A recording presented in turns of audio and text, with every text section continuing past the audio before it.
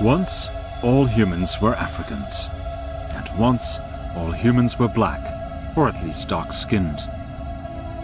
But then came an exodus to Europe, Asia, and the Americas, and with it came the evolution of a new, paler palette of skin colors. And that's where the trouble began. 70,000 odd years after Europeans left Africa, they were back and in control. In 1973, South Africa was a chromatocracy, a society divided by skin color, one in which the subtlest shades could shape the course of a life.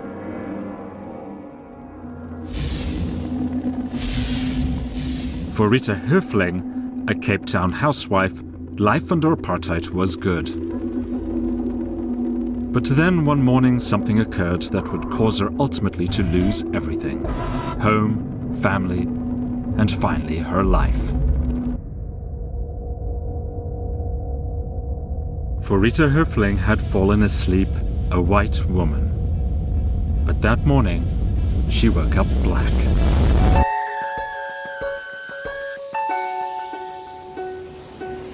This program is about the mutations that affect the way we look. It's about skin and hair and bone. It may seem superficial, but our appearance resonates with meaning. These mutations can destroy lives or be the making of them. And although we may not know it, they affect each and every one of us.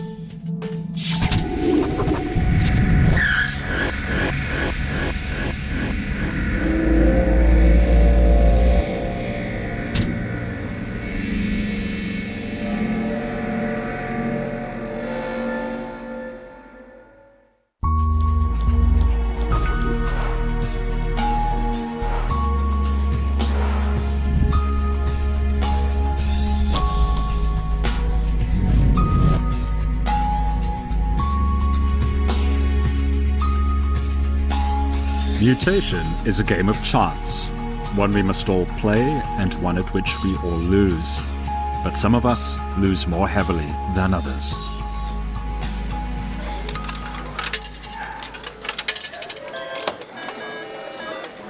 Around 10,000 different kinds of genetic disorders have been described that affect the way we look, think, and feel. Many of them have terrible consequences for our bodies. They kill in infancy or even in the womb. One particularly nasty mutation causes a disorder called cyclopia, in which infants are born with a single eye in the middle of their foreheads. Or the mutation that robs a child of its arms and legs. And then there are those mutations that just affect the way we look, such as the mutations that affect our height, or the subtle contours of our faces, or simply the color of our hair. But of all attributes of the human body, few define us more fundamentally than the color of our skins.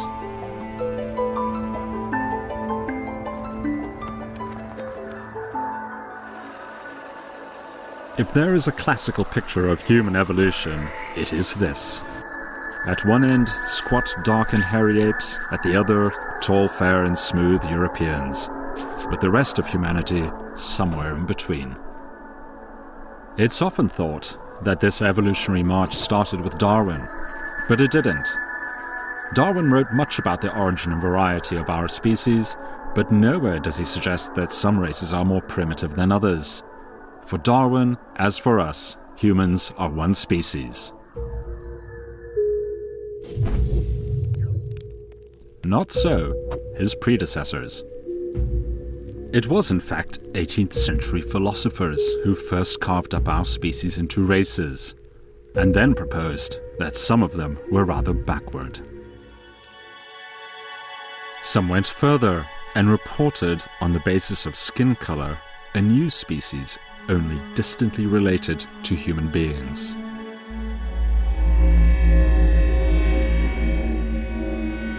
It was said to have chalk-white skin, golden eyes and exceptionally large ears. Reclusive, nocturnal, it was supposed to live in caves, and so it was given its name, Homo troglodytes. One man was skeptical. This was Georges Leclerc Buffon, a French naturalist. He knew what Homo troglodytes was. He had seen one. And her name was Geneviève. Geneviève came from Dominica. She was the daughter of African slaves, yet she was white, whiter than he was. How? Buffon considered the possibilities. He thought perhaps that her whiteness might be racial, but clearly no. She was a one-off. She was unique. He considered the possibility that she might have some sort of skin disease, something like leprosy. But again, no. She seemed to be a perfectly healthy young woman.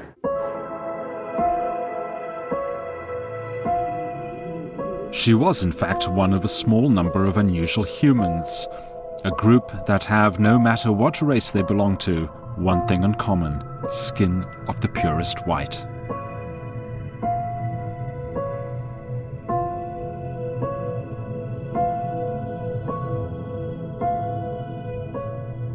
Do you think of yourself as an albino? Do I wake up in the morning and think, oh, I'm albino? No, I don't. I know I am, but I think for me, I'm just me. No, I think it's all right because I live with it. I'm born with it. I don't know anything else, so this is what I am.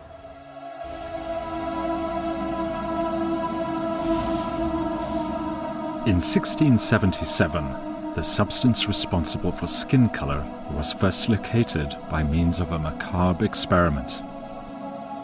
A Dutch naturalist, examining the putrefying corpse of an African slave, found that he could remove the outer layer of the skin, the epidermis, and that underneath it was a black, inky mucus, the pigment. Washing the skin and placing it back on the body, he reported that a whiteness came forth immediately, of the sort seen often enough in Europe. Today, we know that albinism is caused by a total lack of skin pigment. 250 years ago, Buffon did not know this, and albinos weren't his only problem. Without any clear solution, another case came to Buffon's attention which confused matters further. In the same work in which he described Geneviève, he also describes another Caribbean girl, one who seemed to be a partial albino. In 1736, Marie Sabina became famous for her remarkable skin. She was born with irregular patches of white, patches that seemed to be completely devoid of pigment. Buffon had a very simple explanation for this condition. The idea that piebalds are the progeny of albino and black-skinned parents persisted until the beginning of the 20th century. It's not an intrinsically absurd idea, in fact it's rather a good one. It just happens to be wrong. Eventually, the cells that make pigment were identified. They were discovered just beneath the epidermis, the outer layer of the skin. They are called melanocytes, and they make two pigments. One, eumelanin, is responsible for the darker shades in our skin, hair and eyes, the browns and the blacks. The other, pheomelanin, for the fairer shades, the blondes and the reds. As a painter mixes three primary colors to get all the others, so the various shades of our skins are given by a mix of just these two pigments.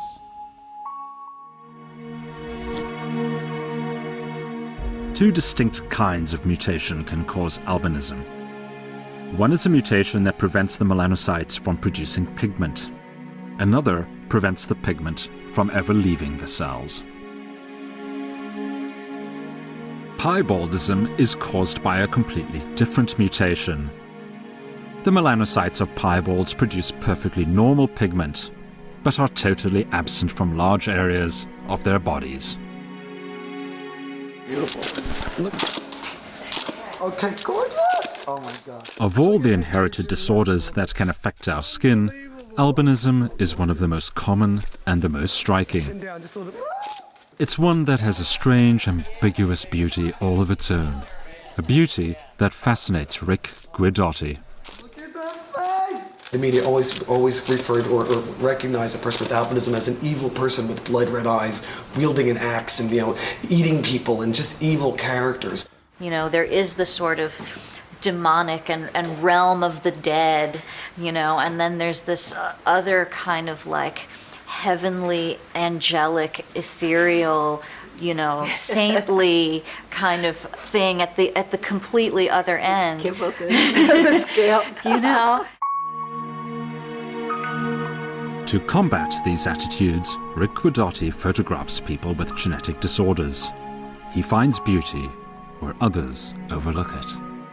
It's really about challenging stigmas associated with difference by celebrating beauty, by celebrating difference. It's challenging the stigmas through the celebration of that physical difference.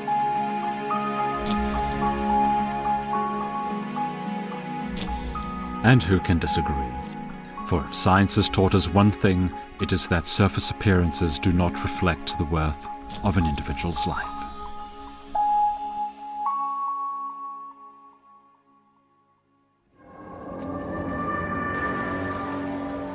But prejudice is as blind to common sense as it is deaf to the explanations of science. And Rita Höfling's life was devastated by her pigment-producing cells, her melanocytes. Even though she carried a card declaring her whiteness, she fell victim to apartheid. So why did she turn black overnight? The balance of dark and light pigment in our skin is determined by a protein switch. This switch is itself controlled by a pituitary hormone. Rita had a pituitary tumor that produced this hormone to excess. Her color cells started producing dark pigment, and her skin turned black.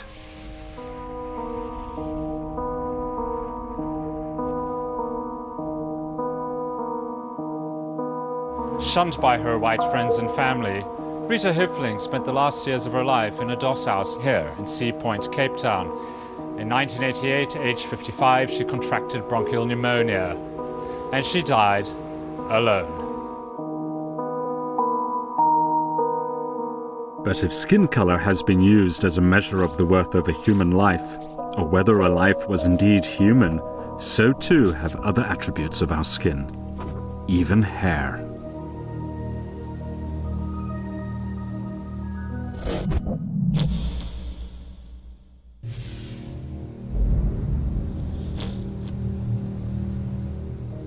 If European scholars have classified humans on the basis of skin color, their Chinese counterparts have been unreasonably interested in hair.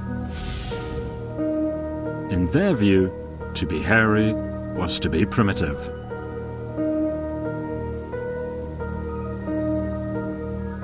Perhaps it's not quite fair to single out the Chinese for their preoccupation with hair. Europeans may be hairy, but that has never made them especially sympathetic to the truly hirsute. Women with too much testosterone know all about this, as they suffer for their beards. But hairy as they are, there have always been people and genetic disorders that cause a degree of hairiness that seems almost inhuman. And one of them can be seen here, in a castle in the Austrian Alps.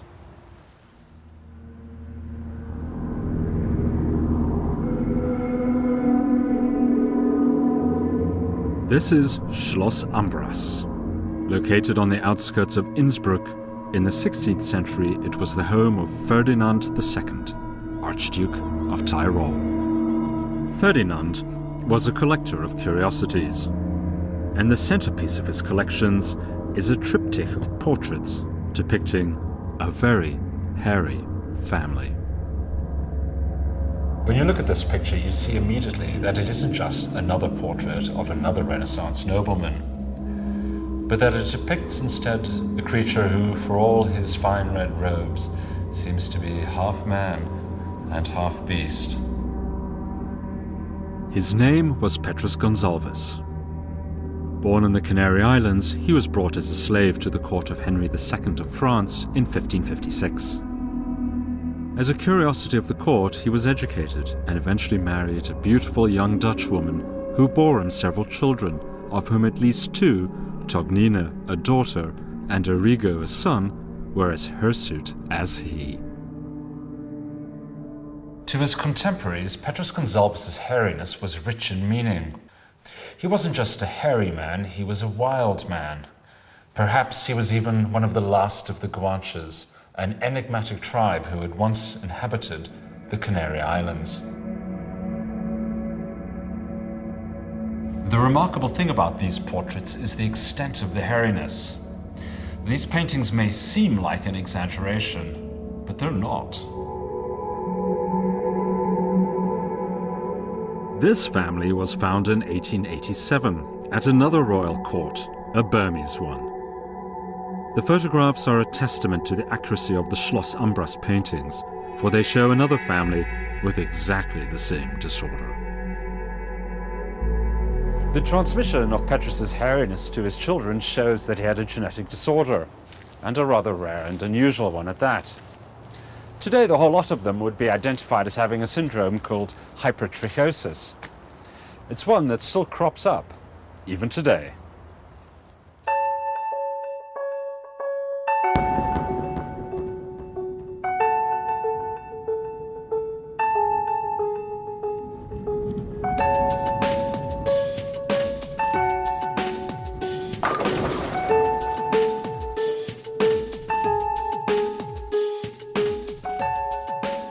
This is Chewy, a circus performer who lives in San Bernardino, California. He's from a large Mexican family, several members of whom also have this condition. These are his cousins, Larry and Danny, who also work in a circus. Viene de mi mamá y no tenemos mi hermana. As far as I know, my father never had it. However, my mother has a mild case of hypertrichosis. Between our family, only myself and my sister are born with that condition. No one else has it. But we do know that it came from my mother, since hypertrichosis seems to be strongly passed on from the female side of the family. Chewy, his sister, and their cousins may look hairier than the rest of us, but surprisingly, they're not. We are all born with about 5 million hairs, and that's all we will ever have. The reason we look different is because Chewy's facial hair is thick, where ours is so short and thin that it can hardly be seen.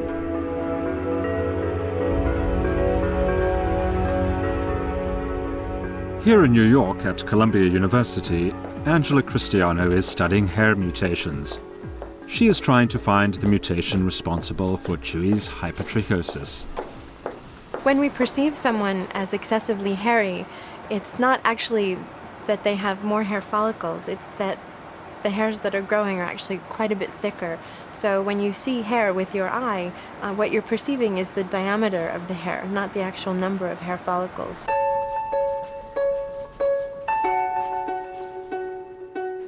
Unlike many other areas of medical research, we actually don't know the basic controls of hair growth and cycling. So at this point, there's a good deal of effort actually being invested in laying down the basics, understanding how normal hair growth works, so that then we can begin to understand what happens when it goes wrong. Hair gets its color from the same pigment cells, the melanocytes, that color our skin. It grows from follicles, minute organs ensconced within the epidermis and the dermis, the skin's two layers. These layers also decide why we have hair where we do. An illuminating, if slightly eccentric, experiment took place in 1999, when a scientist took a piece of dermis from his scalp and then transplanted it to the virtually hairless region underneath his wife's arm. Rather surprisingly, thick scalp-like hair started to sprout. As no follicles were transplanted, it seems that hair is the result of a conversation between two layers of skin. The words of this conversation are molecules. The dermis has a voice. It tells the epidermis above it, "Make follicles here."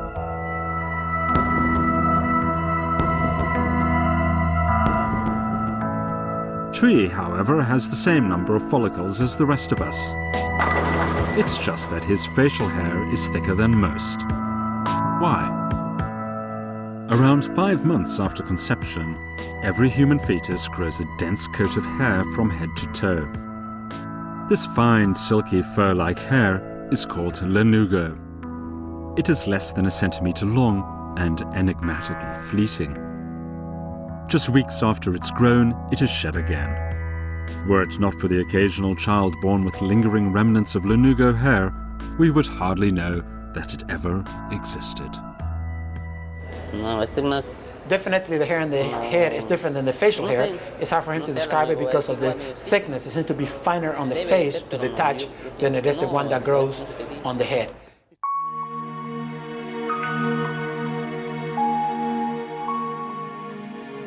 The mutation that afflicts Chui and his family causes lanugo to be retained.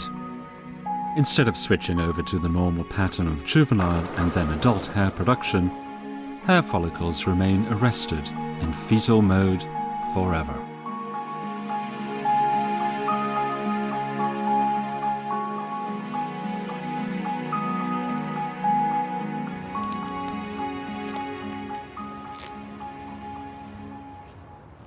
It would be rather nice to know the mutations that cause hypertrichosis. They would certainly tell us something about why the rest of us have hair where we do. They might even point to a cure for that most grievous of genetic disorders. That's right, male pattern balding. Baldness obviously runs in families. It has afflicted my grandfather, my father,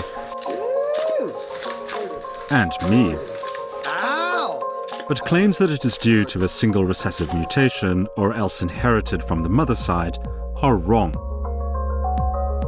as is the basis of the ancient claim that bald men are unusually virile, which has the ring of wistful propaganda about it. Even Julius Caesar, it is said, rejoiced in the title, the Bald Adulterer. The writer Samuel Johnson thought that balding was caused by dryness of the brain and its shrinking from the skull. That idea can be safely discounted, as can the theory, popular around 1900, that it was due to the wearing of hats. One fact, however, is known. To go bald, you need testosterone, and plenty of it. In most people, follicles cycle between destruction, reconstruction, and growth. But in balding men, they only rejuvenate into feeble imitations of the real thing. It's the result of a pernicious mix of testosterone and balding genes. Women who acquire, for whatever reason, abnormally high levels of testosterone not only grow beards, but also tend to lose their hair as their baldness genes start to manifest themselves. Dr. Cristiano recently discovered the gene that makes these mice bald. It's not one of the genes that causes male pattern baldness. They haven't been found yet. But its discovery will surely help us to grow hair, or lose it, when we want to. As for Chui, he remains proud of who he is and what he's got.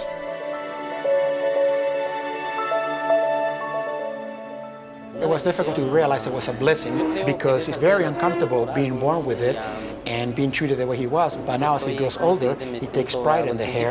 He feels like if he takes it off, he's going to feel very bad about it because it's part of his life.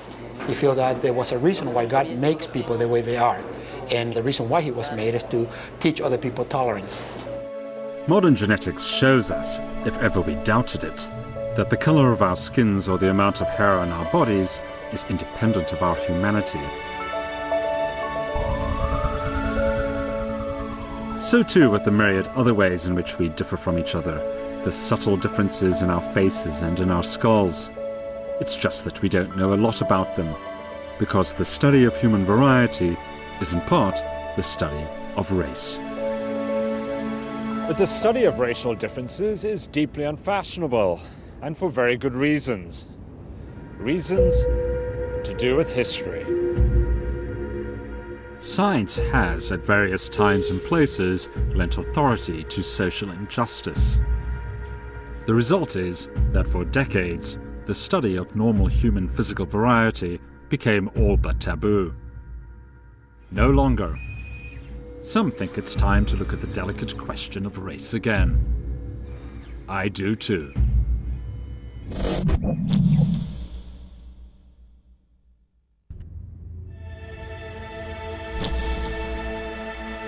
It's a curious thing.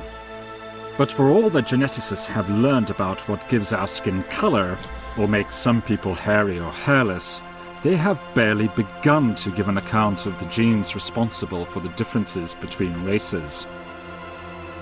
The complicity of racial scientists in the death camps of the Third Reich ensured that after the war, geneticists were at pains to dismiss the notion that peoples from different parts of the globe differed in any important way.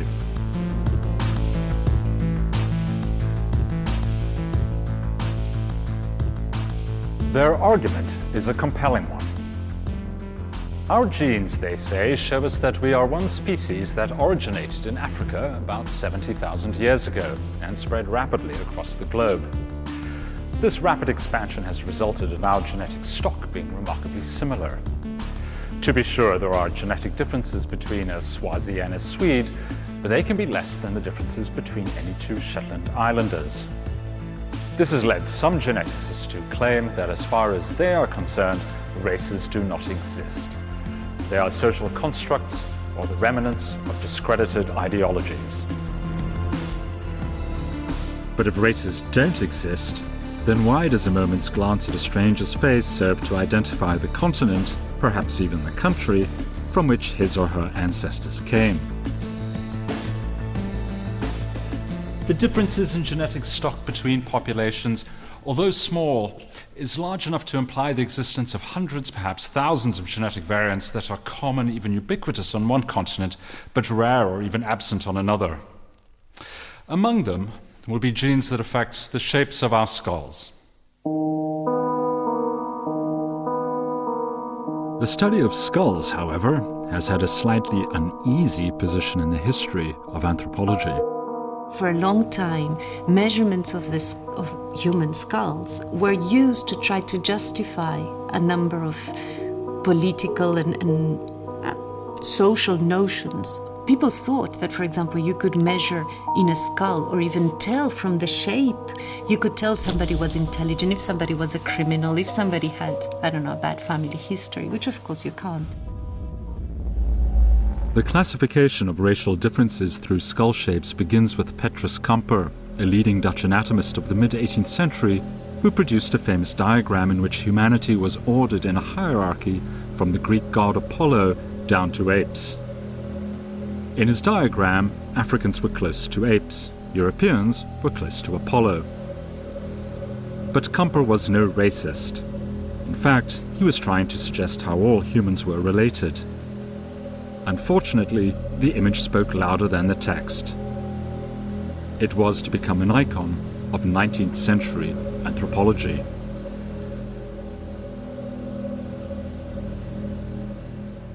If you were Camper, you'd arrange these skulls, much as I've done here, in a sort of an evolutionary progression of relative facial flatness. But of course, what Camper didn't realize is that the people with the flattest faces in the world, what he would have said are the noblest, most beautiful, most advanced people, well, they're not Europeans at all. They're these chaps. They're Inuit, Eskimos from Canada. Despite the troubled history of craniometry, the study of skulls remains important, revealing human diversity. Physical anthropologists have measured hundreds of parameters on skulls, hundreds of different dimensions. And in nearly all of them, they find that skulls from people from different parts of the world differ from each other. The differences are everywhere. Here are two obvious ones. Over here, Maori skull. And it's a wonderful thing. It's huge. It's massive. I mean, this is from another oceanic island, Grito pygmy from the Andamans. They're very small. You can see if you take a look at these skulls that there are just huge differences between them, just in the sheer robustness of the skull. The Maori, you could hit them over the head with a club and nothing would happen. The Negrito, you'd fracture instantly.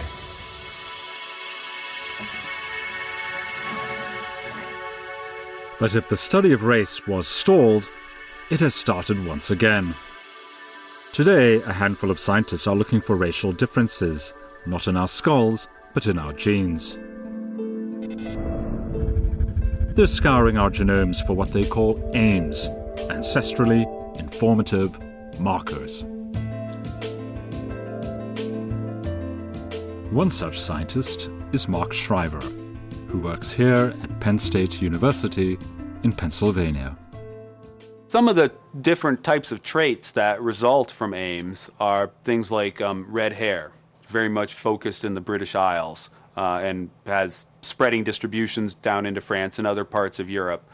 Things like skin color. You know, we know a lot about the patterns of skin color across the world. Populations at the equator are very much darker than other populations. In some groups, you know, there have been dramatic differences in height. For example, the different pygmy populations of Africa, and also, you know, the different taller populations in Africa, like the Maasai herdsmen. So far, only a handful of such ancestrally informative markers has been found. And yet, remarkably, using these genes, it is possible to tell, more or less, the ethnic mix that makes up any individual. I'm going to get my aims tested, and I'm rather unsure of what I will find.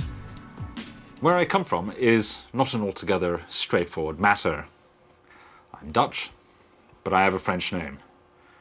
And as regards my looks, well, anywhere from Cairo to Madrid would be about the score.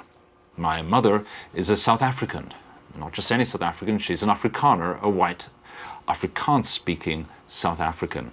One of those South African families who have been in the country for about 300 years. Ostensibly white, it's quite possible that, like many Afrikaner families, they're really not that white at all, that they have in fact interbred to at least some degree with the local population.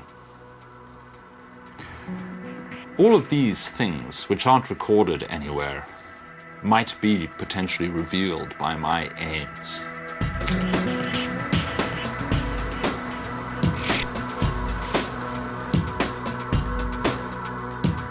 My swab will be sent here, a DNA testing facility in Florida. Hundreds of samples arrive here every day. Zach Gaskin and Matt Thomas test these samples to ascertain people's ancestry. Instead of looking at superficial differences to make judgments about race, they look to DNA to see what lies beneath.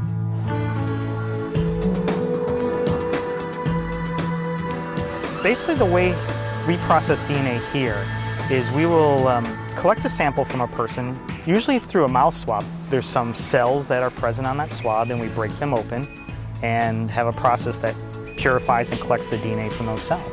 And that's what we use to do all our testing. Each person's DNA is compared to 4 reference populations: European, African, East Asian, and Native American.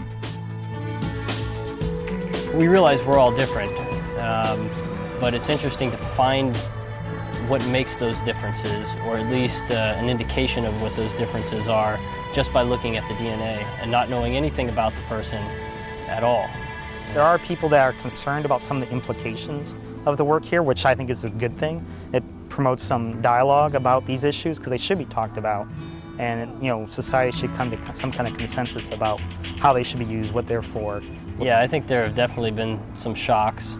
For instance, my major percentage is European. That's not a surprise to me, but the minor percentage of East Asian that I have, that is, was a bit of a surprise. You wouldn't notice it by looking at me. It seems with Ames we are finally beginning to understand the genetic basis of human variety. We are beginning to answer the taboo question: what makes us different from each other? Meanwhile, what about my own Ames? What do they tell about me? The test results identifying my ancestrally informative markers are here at last. What were my South African forebears up to? Well, you're basically very much European. You know, we see that there is, the best model fits you at having 4% Native American ancestry, but that's well within the errors of the estimate. So you're highly European. I'm European. Right. Well, go figure. As far as I know, I'm the first person in my family to have spent any time in the New World. And, well, that's of course as far as we know, which of course is not something we do know very well, as you pointed out. Yeah, I mean, you go back a few generations, what do you know about And your just who knows? great-great-grandparents? Exactly. That's only 4 generations back. So there's a lot of error in what we know about our own ancestries. So I'm a little bit surprised. I mean, not to find out that I'm fundamentally European, but I thought there might be some African influence in there. In fact, I'm almost disappointed that there isn't. Black and white really don't describe anything that's real anymore. And, you know, really, we find maybe 20% of African Americans, well, about 5% or so have more than half European ancestry. So, you know, if half were some kind of dividing line, it's really not.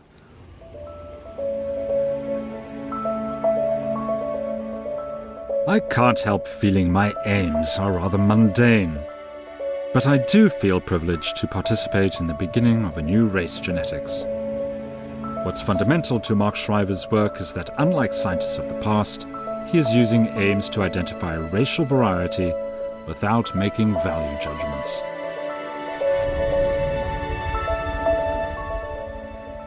The remarkable thing about race, and it's one of the things that make talking about it so difficult, is that because of its problematical history, its unfortunate history, its vicious history, geneticists have gone to extraordinary lengths over the last 40 years to deny that it exists. We are one species, we are told, and that's true. One recently evolved species, and that's true. Nearly all the genetic variation in the world is located within rather than among populations, and that's true too. There are no races, we are told. Is that true? Amid all this variety, in the color of our skins, the hair on our bodies, and the shapes of our skulls, we remain defined by the way we look. And just as the unraveling of the genetic complexities of racial differences has now begun, another attribute of our looks is being studied too. It operates across all races. It is beauty itself.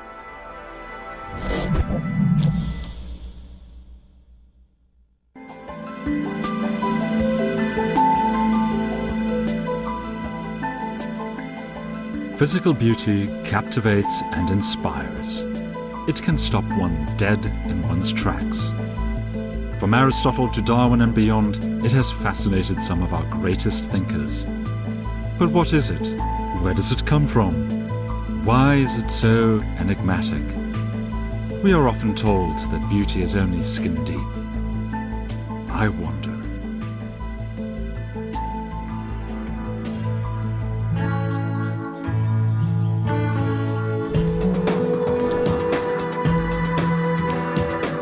Many 18th century thinkers thought that human beauty was not just a matter of individual taste, but of a universal standard.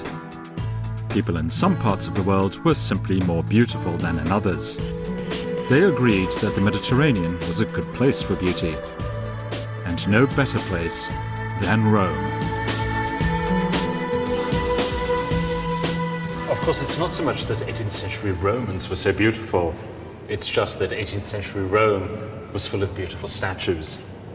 For Darwin's predecessors, beauty, supreme, ideal, human, physical beauty, was not so much a matter of flesh and blood, but rather of marble.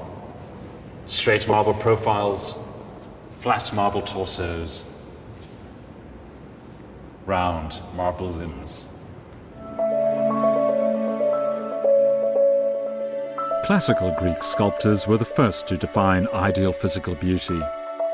They laid down the guidelines for the proportions of the perfect human body based on precise numerical relationships. The height of the ideal face was 1/10 the length of the body. The ideal head, 1/8.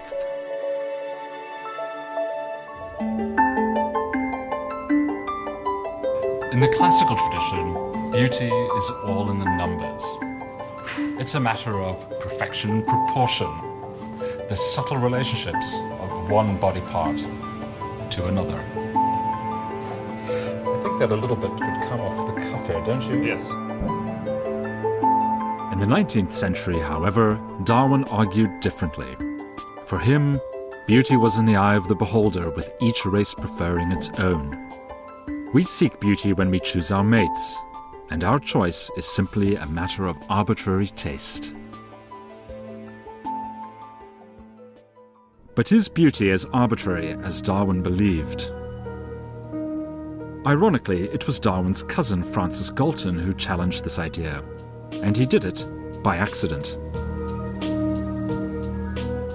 Galton sought the essential face of evil. He did so by superimposing one on another the mugshots of criminals. To his surprise, his composite criminal's face was more attractive than the face of any one criminal by itself.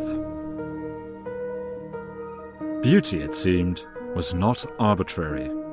It was an average.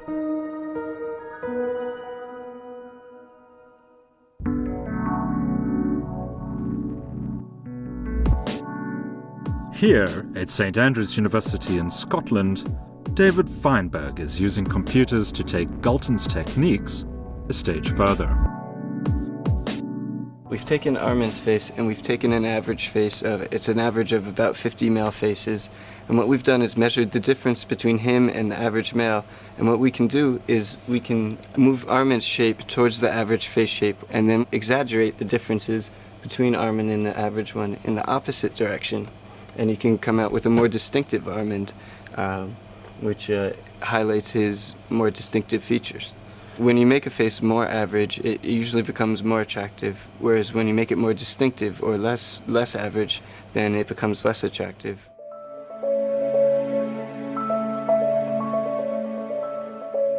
If beauty has a universal face, then this is it. At least according to Newsweek magazine it is. Saira Mohan recently appeared on their cover as the universal face of beauty. Some of the reasons why I think Newsweek chose me to represent this global standard of beauty is my face happens to be very harmonious and almost Western-like, if you will. It's universal. I mean, I'm certainly not a perfect fit to the beauty mask. I'm a damn close fit. But, you know, I don't consider myself to be the perfect face. Saira's protests notwithstanding, there is surely something to the classical tradition that beauty lies in geometry. We seem to be moving towards a scientific definition of beauty, and genes seem to hold the key.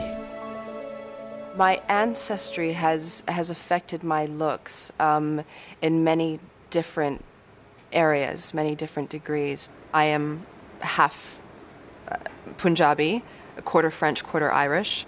My nose comes from my mother's side. My lips come from my father.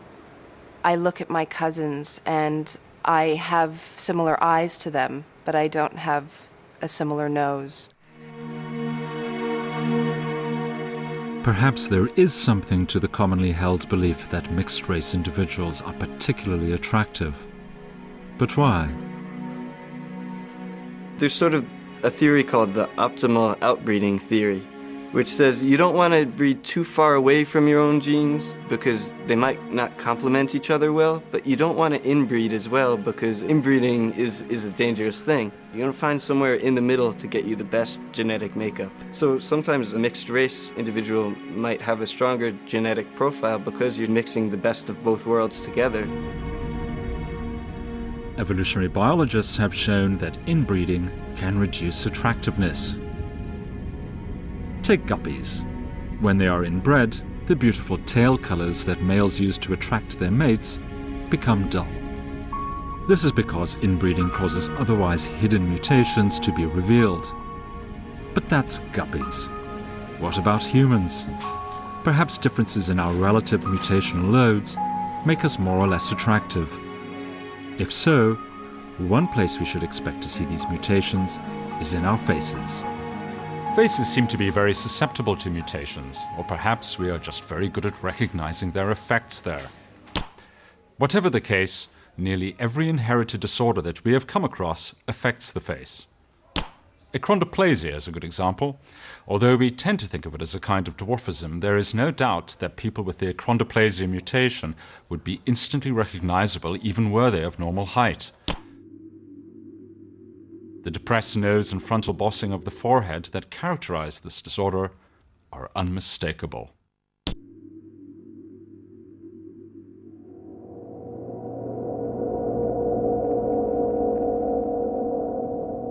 As are the effects of many other mutations in the face. Here is my face altered by achondroplasia, hypertelorism, and one of the milder forms of holoprosencephaly.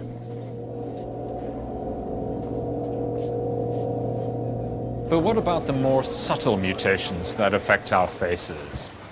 The kind that give us misaligned teeth and asymmetrical ears and graceless noses, but that otherwise leave us mostly unscathed. Perhaps when we search for beauty in each other, it is the absence of such mutations that we seek.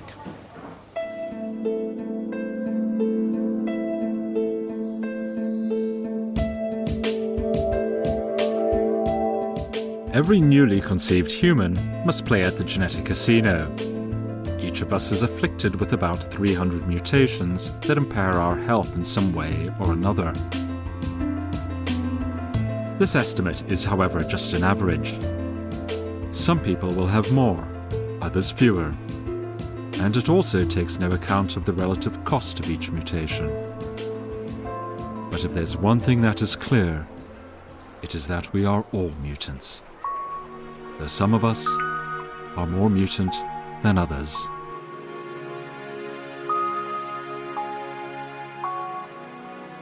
What makes physical beauty so wonderful? If the answer that I have sketched contains any truth, then each image of a beautiful face or perfectly turned limb is not really about the subject that it appears to be, but rather what it is not. It is about the imperfections that are absent, so that when we see someone who appears to have evaded them, we pause to look with amazed delight.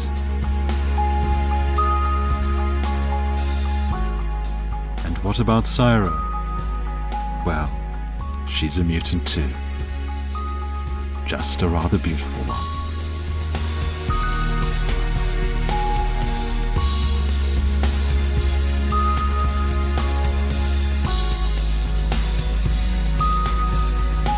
Coming up next here on 4, trucks that have mutated into huge, mean machines in Monster Jam.